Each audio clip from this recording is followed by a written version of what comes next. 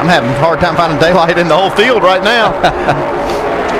Folks, 16 times here at Talladega, the winner of the race made the pass for the win on the final lap, including 3 of the last 4 October races. Jeff Gordon right to the rear deck of the 17. Not much daylight right there in that first 7, 8 cars, 9.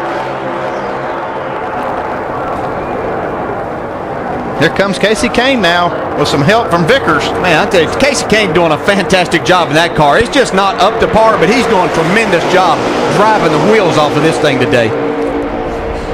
How about that Dodge? You talk about the Dodge that Casey King did. The last time a Dodge won here, folks, you got to go all the way back to 1976, 33 years ago, and it was Dave Marcus driving the K&K Insurance Dodge. Look at Kurt Dodge.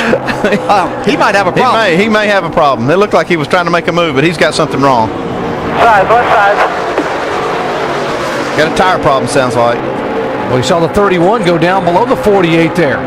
It'll be 5 to go this time by. McMurray trying to hang on. And Jimmy Johnson's still at the back. Nobody helping him at all. You see Carl Edwards right in front of him. But the teammates, the Roush teammates are up front. See Matt Kenseth pushing Jamie McMurray.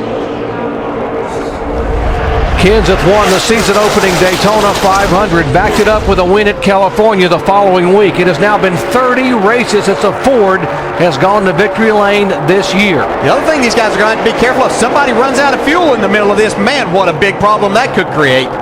Now you can see that. If somebody run out of fuel right there in the middle of that group, it would cause a huge wreck. We've heard, oh, here's a car upside down. Big-time crash upside down. Oh, it's Ryan Newman. See Kevin Harvick there, Marcus Ambrose. Ambrose is there, comes across, Harvick stops, and Newman's car comes to rest upside down on its roof. We were hoping it would not happen, and here with 5 laps to go, indeed it has. Hell of a job. I don't know what started that, but you see quite a bit of damage on that car. Flipped over 3 or 4 times. Yeah, I was looking out the window, but I could not see. That's so far. That's the furthest point away from us. Just couldn't tell what was going on there. The safety crews are there immediately. They get in the car and will try to communicate with the driver. Kevin Harvick has pulled his car away.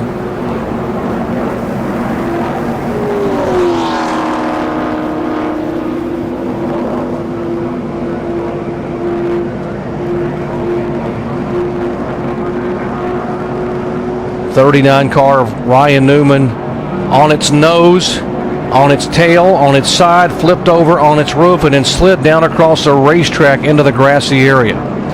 47 cars moved away of Ambrose, as well as a 29 of Harvick. Yeah, these cars get turned around, like especially at the highest speed part of the track, at the end of the straightaway, and they get turned around and they just lift off the ground. And we could see it tumbling from that point. Let's show you again what happened here. 5 laps to go at Talladega. We'll watch a car get turned around. He and his teammate Tony Stewart got into the wall, but you can see it turns Ryan Newman around.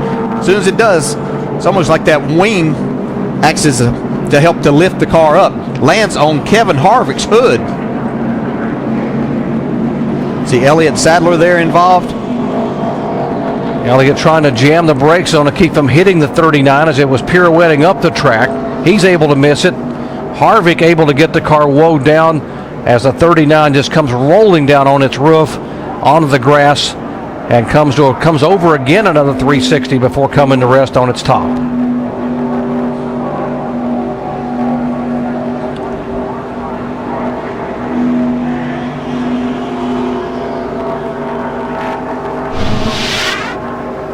You see him work with Ryan Newman here. These safety crews have been instructed as to what to do in these type situations.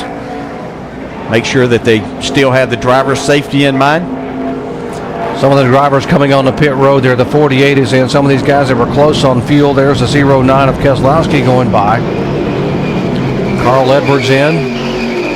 The whole thing with Newman there is being complicated by the car being upside down. It's just so hard to get the belts off and try to get the driver out of there with that with the car sitting upside down. You can see they're being very careful. You got all the safety crews and NASCAR. There's some members of NASCAR down there also. And these guys train over and over again, the safety crews that NASCAR have, for extricating a driver. The last thing you want to do at this point in time is get in a hurry.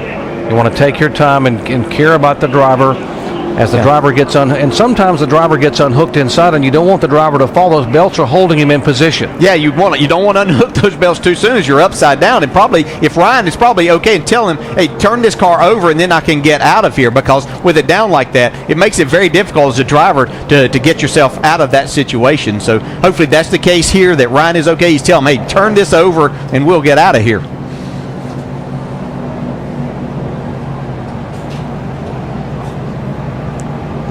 Now they have stopped the cars on the backstretch, 3 laps to go, because there will be a tremendous amount of cleanup here.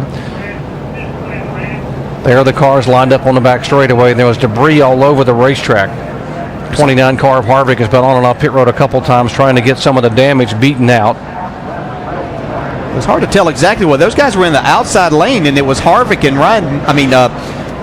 Tony Stewart and Ryan Newman, obviously teammates there, that got together, shot Tony into the outside wall and sent Ryan down across in front of the 29 car. And Marcus Ambrose was there too and did a really nice job of staying away from the 39 and the 29. Yeah, actually, they just pushed the office depot Old Spice Chevrolet back to the garage area.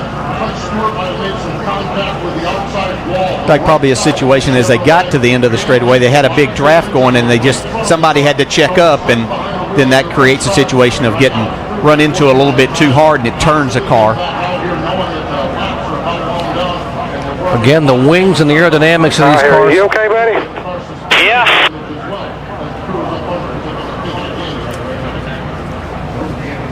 Now that was Ryan Newman on the radio. You just heard a moment ago as the crew asked him if you're okay. So obviously still buckled in the car, okay, able to communicate. And that's why NASCAR, as you said, DJ, is turning the car over as opposed to trying to get him out of the car.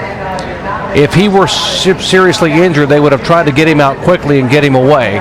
But now they can afford to turn the car over knowing he is strapped in and buckled in and okay. And you can see as they're turning this car over, it's not the first time they've done this. They have this. They've practiced these things and trying to help. But when that car lands on that top, even though these cages are really strong, it'll push that roof down, and it just makes it difficult to try to get out. And I'm sure that Ryan was communicating that again, and this is what they're doing a fantastic job. And once again, the safety of these race cars take a spill like that, and it's great to hear Ryan Newman's voice.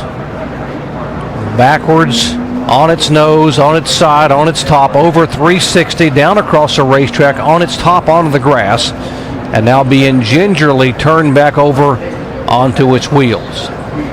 I'm impressed how ginger they were able to do that. I thought they would have to flip the car over and let it land, but they did a good job of safely getting the car turned over and set back down without another kind of a big impact.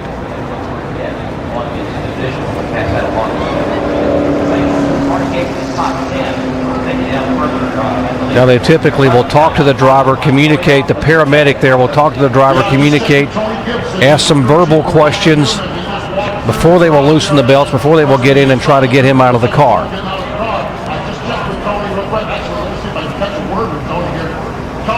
Now the question is access because of the roof of the car, even with the bars pushed down a little bit and limiting the space that the driver has to be able to get out and then get him out. Now this new car has more roof area, more room up there.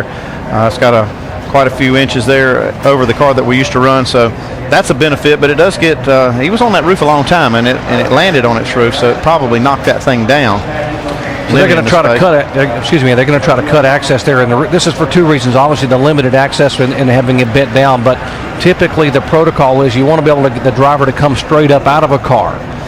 Medically speaking, that's the protocol. You don't want him bending too much if you've had this kind of tumble, at least initially.